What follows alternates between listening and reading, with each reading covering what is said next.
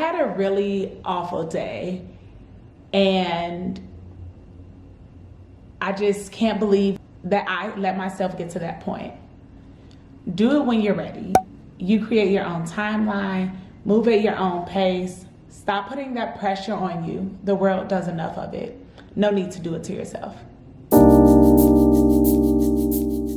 Hey y'all, welcome back to Made It to Medicine with Vix. That's me, and I'm a rising third-year medical student at the University of Illinois College of Medicine on the Chicago campus. And we are still in my step one journey, road to step one, because we're still roading to step one. And although it has been quite some time that I've been studying for this exam, I'm still learning so much about myself. And last week, I had a pretty awful day. And I'm just gonna recount it for you. Before we get into that, please hit the like button, hit the subscribe button, hit the share button, do all that. All right, show your girl some love, but let's get into it. I took a practice test, and as you may know, that is how you measure your progress. It shows me whether I'm ready or if I still need to continue to improve upon some areas while studying for step one. I didn't get the score that I desired, but it's because I did it when I wasn't ready. I did it when I was tired. I did it when I was exhausted, and that's not what I'm supposed to do. I put so much on myself to stick to a schedule, even though when I was in grad school, we did a psych test to see whether you were type A or type B. All my life, I thought I was type A. On this test, it said I was type B. That test lied. It was flawed because I am type A. I am so regimented, so structured that I have to stick to my schedule. And I'm talking a schedule that is self-imposed, like I created it. And I can't let myself down. So I stuck to it. I'd gone out the night before because my dear friend has finished her prelim year, and so she's getting ready for the second part of her residency.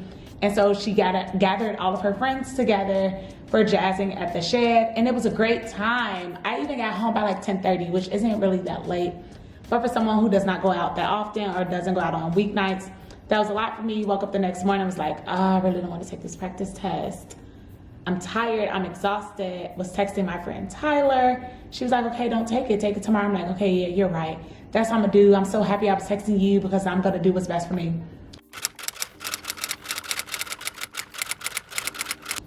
5 minutes later, if that, I was like, nah, I gotta take it today because I said I was gonna take it today, so I gotta do that because I don't wanna mess up my own timeline that I created in my head that no one else is putting on me. But yeah, I did that.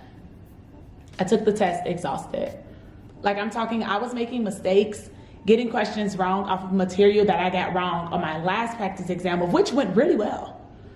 And it was just like careless mistakes because I was tired, but I didn't have to do that to myself. But apparently I chose to do it to myself. And it's so crazy because, as my therapist pointed out the other day, that I'm real big on punishing myself. Don't do to yourself what the world and what other people are already going to do to you.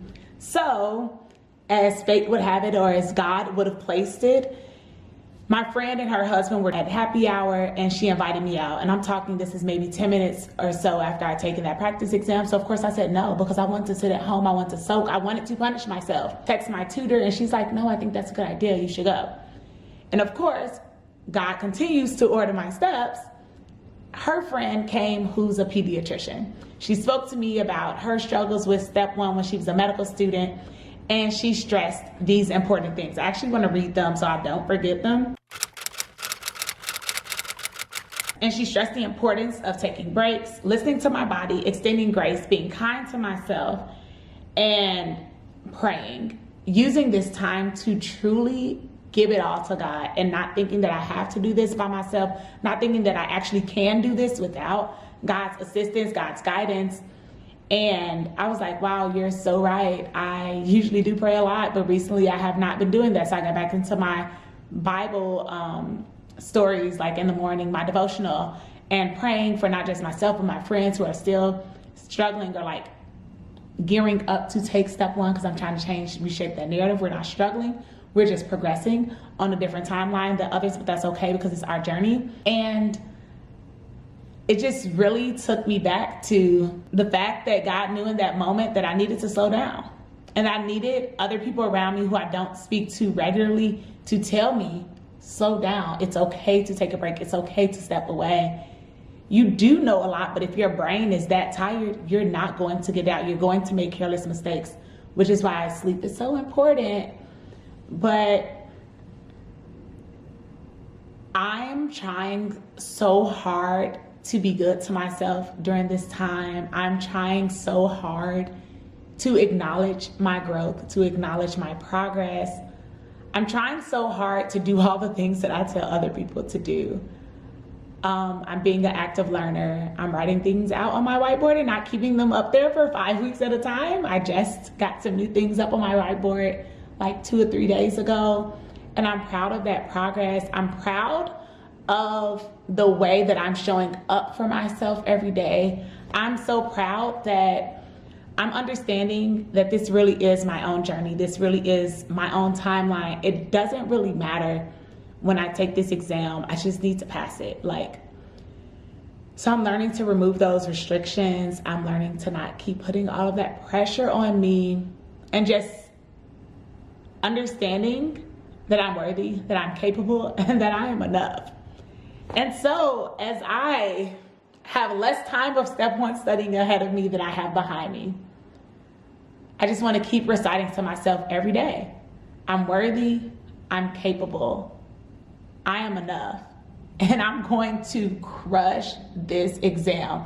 It all starts with that confidence. I genuinely didn't really believe that I could do it. But after some therapy, talked about a lot in therapy, talked about it with my tutor, and just talking to myself and God, not just that I believe I can do it, I know I can.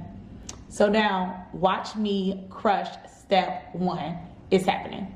Just wait on it. Seriously, wait on it. And surround yourself with people who gonna pray with you in the middle of happy hour, because that's what they did for me. And I really needed that, and I'm so grateful for them.